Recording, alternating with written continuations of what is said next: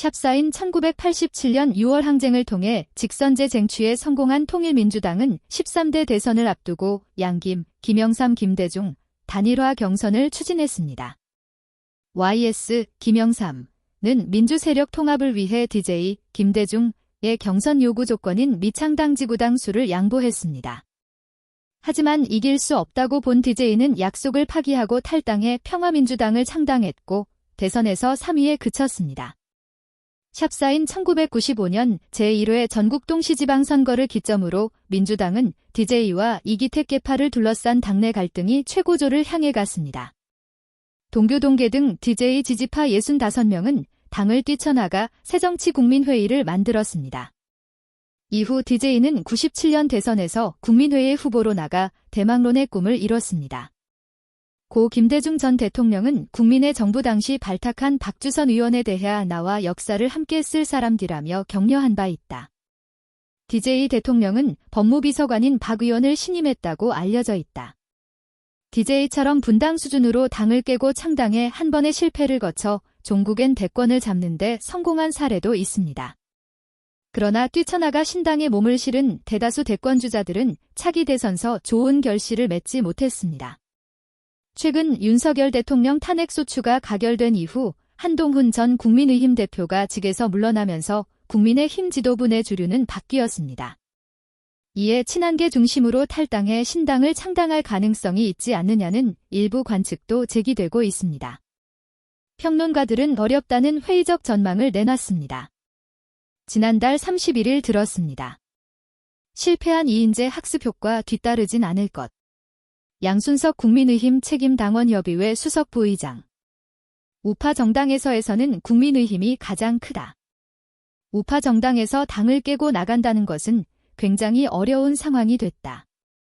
한동훈 전 대표 또한 국민의힘 안에서 견디기 힘드니 한번 창당해보겠다.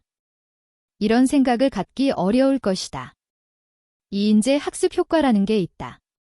이인재 전 경기지사는 1997년 대선을 앞두고 신한국당을 탈당한 뒤 국민신당을 창당해 15대 대통령 선거에 출마했다가 패했다. 한 전 대표가 실패한 사례를 뒤따르진 않을 거로 본다. 또 그럴 만한 힘도 없다. 한동훈 팬덤 중에서는 4050주부들이 많은데 대부분 당원들이 아니다. 한동훈 계파인 친한계 중 한지아 김혜지 의원 등은 비례대표라 탈당하는 순간 직을 잃게 된다. 그들은 절대로 탈당하지 않는다. 당에서 그들을 나가서 한 전 대표 도우라고 알아서 제명해주지도 않을 것이다. 오히려 당에서 계속 분란을 일으키면 당원권 정지라는 중징계를 내리면서 활동을 금할 수 있다. 때문에 한 전 대표가 국민의힘을 뛰쳐나가 창당할 가능성은 상당히 희박하다. 1997년 제15대 대통령 선거는 이회창 전 한나라당 대표와 김대중 전 대통령, 이인재 전 의원이 맞붙었다. 한 전 대표에게 권하고 싶은 것은 신당을 창당하는 것보단 국민의힘 안에서 당당하게 자신의 정치 철학과 소신을 걸고 홍준표, 오세훈 이런 대선주자들과 당당히 겨루는 것이다.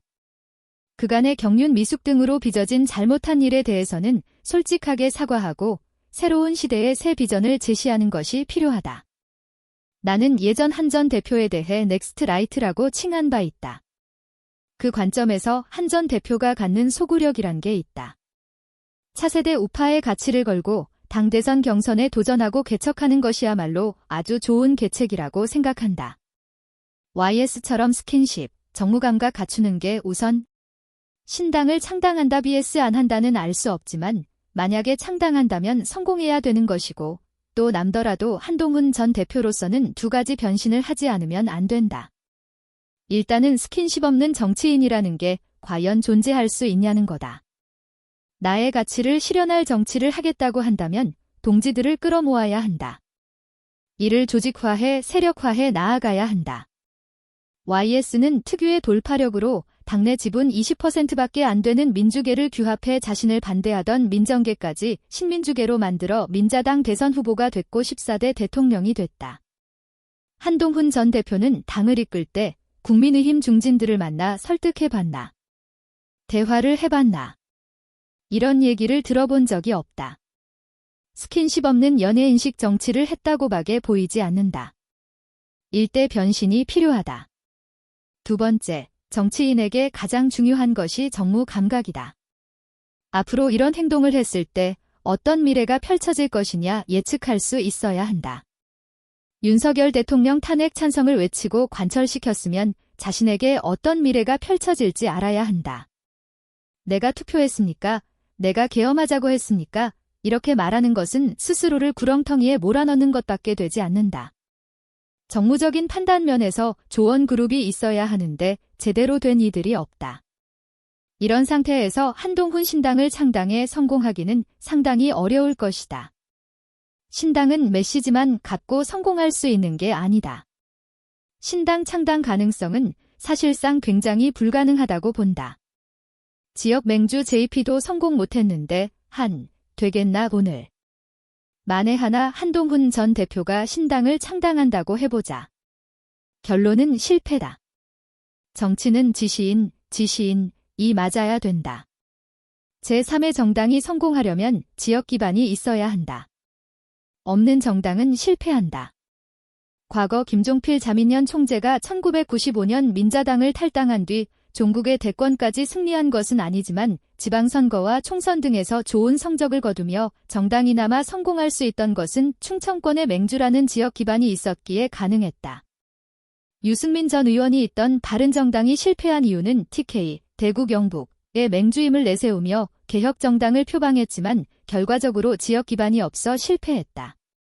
1997년 탈당해 신당을 만든 이인재 국민신당 후보를 비롯해 2007년 한나라당 대선 경선에 실패한 뒤 대통합민주신당에 참여한 이후 경선에 도전했다. 실패한 손학규. 같은 해 한나라당을 탈당해 무소속을 거쳐 자유선진당을 창당했던 이회창 모두 JP처럼 확고한 지역 기반을 갖추지 못해 결과가 좋지 못했다.